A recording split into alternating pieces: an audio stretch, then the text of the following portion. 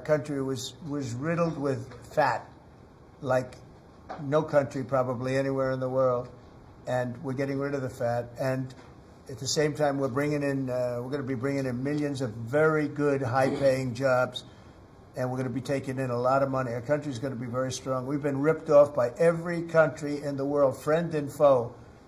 We were taken advantage of like nobody's ever seen. And the Biden administration grew my department, the Department of Energy, by 20%, and expenditure much more than that, all in an effort to reduce the production of energy in the United States and to make energy more expensive. We are stewards of the American taxpayer dollars, right? That's the job of everyone around this table, led by you. We want to reverse that trajectory and care about every dollar an American taxpayer gives us, and are we using it for the benefit of Americans? The numbers are beyond our wildest expectations. Now, having to do with cutting, we've done a lot of cutting from people, ideally the people that aren't doing the job. In many cases, people weren't attending jobs. In some cases, in many cases, people didn't exist. They had on the government rolls people that don't even exist. But of the ones that did exist, as you know, many didn't come to work. Many had no intention of coming to work. Many were paid and working someplace else.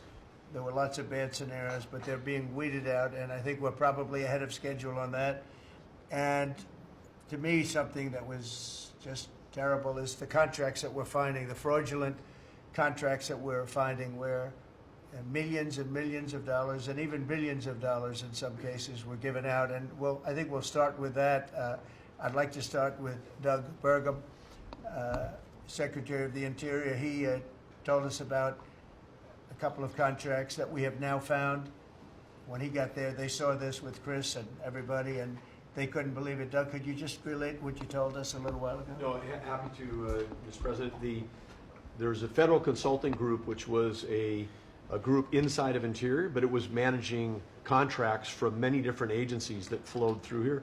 One of those contracts was to do surveys of individuals, $830 million for surveys. And so part of the question was, hey, could we actually see the surveys? And then the surveys came back, and a survey was like 8.5 by 11 sheet of paper with 10 questions that anyone's child in junior high could have put together, or AI could have done for free.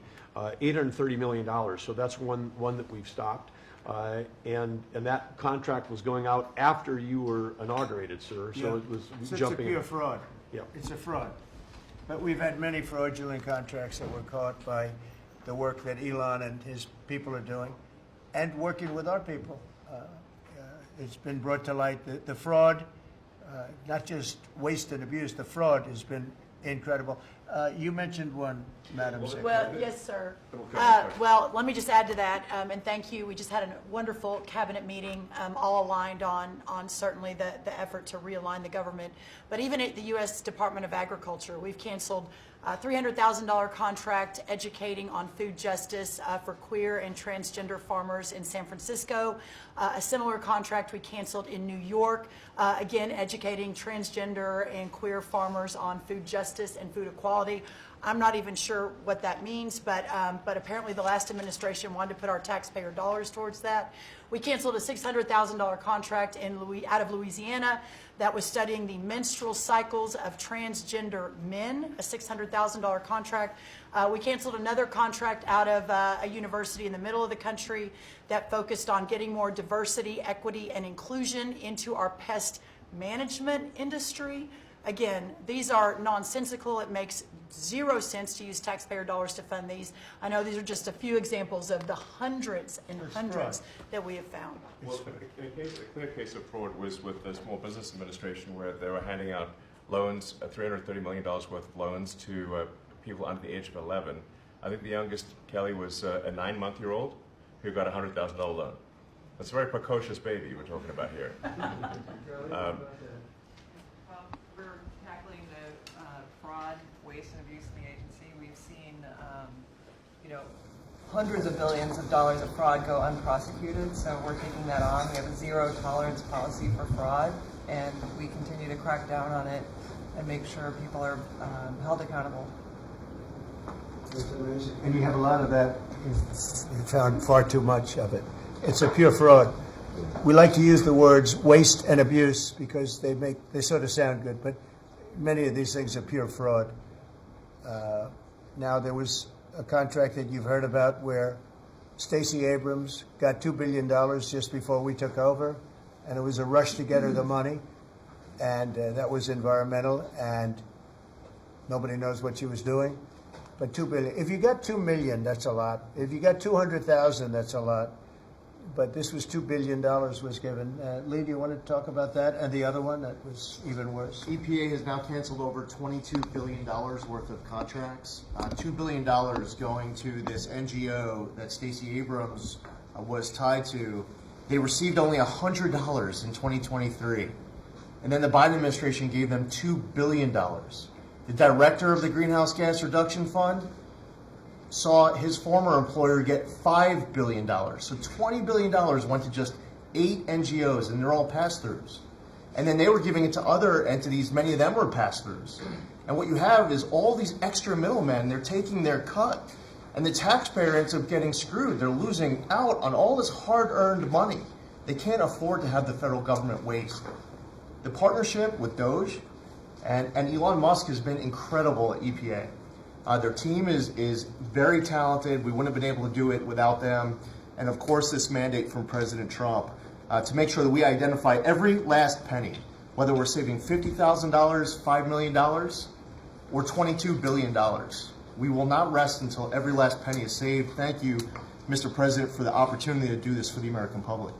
Thank you. Great job you're doing. So we have a lot of that. We're getting down to a point we think probably over the next 2 or 3 months we'll be pretty much satisfied with the people that are working hard and want to be members of the administration and our country, really.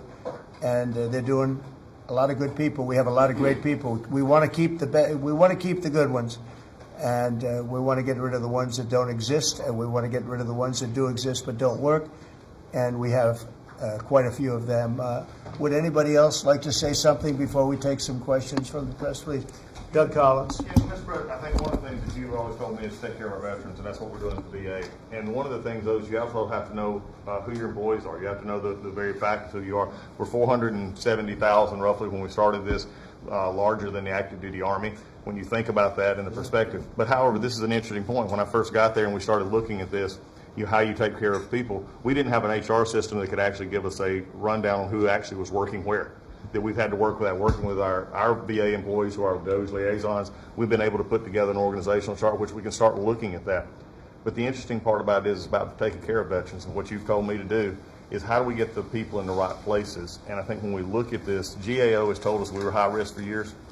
The previous administration put literally tens of billions of dollars and tens of thousand employees over the last 4 years, and we saw our statistics basically stay the same or go down. Backlogs went up. Maybe the question is not money and employees anymore. Maybe it's the organization and how we effectively deliver for the American people. And that's what we're going to do. Well said. And one thing I want to add to it, it is not necessarily a very popular thing to do. You're talking about employment, you're talking about people and the lives of people. And yet, I think the American public understands we're trying to save our country and make our country great again. I mean, you could say it, but we're trying to save our country from this extraordinary thing that was happening. What they were doing to our country was just a horrible thing. And I have no idea how it plays out in the public. I guess you see poll numbers that are very good numbers, but I don't know what that means long term. But it's something that has to be done. If we don't do it, we're not going to have much of a country left, so we have to do it. So we're doing things that I think a lot of presidents wouldn't be inclined to do, but we're doing it to really, I don't want to use cliche. I don't want to say we're doing it to make America great again, because I say that on the campaign trail, but there's really no other words that could express it better than that. We're doing it to help our country, and our country was riddled with fat, like no country probably anywhere in the world, and we're getting rid of the fat. And at the same time, we're going to be bringing in millions of very good, high-paying jobs and we're going to be taking in a lot of money. Our country's going to be very strong. We've been ripped off by every country in the world, friend and foe.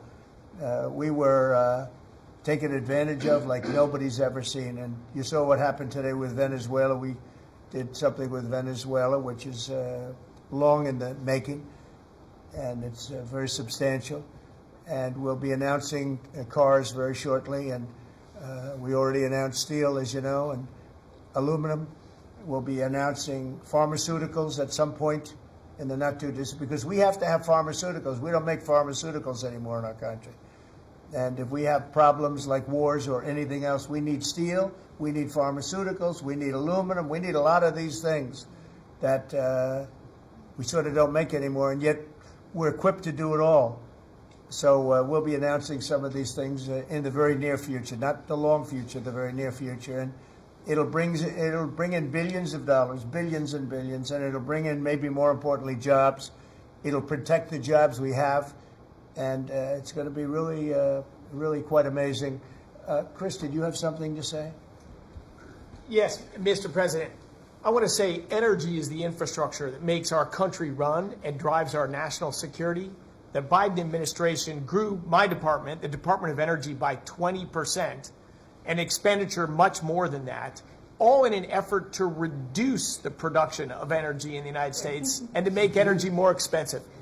We are stewards of the American taxpayer dollars, right? That's the job of everyone around this table, led by you. We want to reverse that trajectory and care about every dollar an American taxpayer gives us, and are we using it for the benefit of Americans? Let me tell you one thing, huge growth in expenditures, huge growth in employee count. Puerto Rico, an American territory, had its electricity grid destroyed.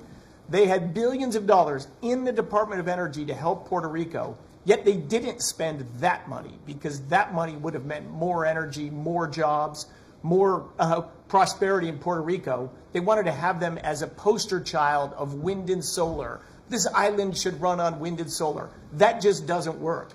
But they cared about politics more than the American people, and they didn't treat the dollars like they were their dollars. Yeah. This table, the team you have assembled, we're treating the American dollars like they're our dollars. Thank you. You're doing a great job on energy, by the way. We have things happening with energy that will knock your socks off.